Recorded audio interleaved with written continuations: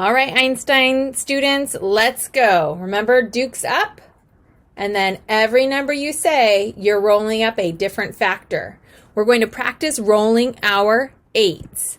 Here we go. Duke's up.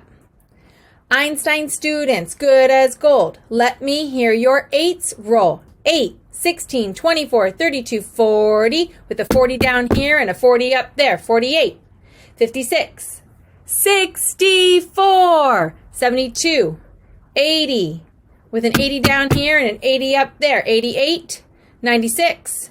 Whoop, there it is. All right, so this one, when you get 64, you've got 8 fingers up because 8 times 8 is 64, and you're kind of shouting, 64. All right, you're going to shout with those 8 fingers up because 8 times 8 is 64. Here we go. Duke's up.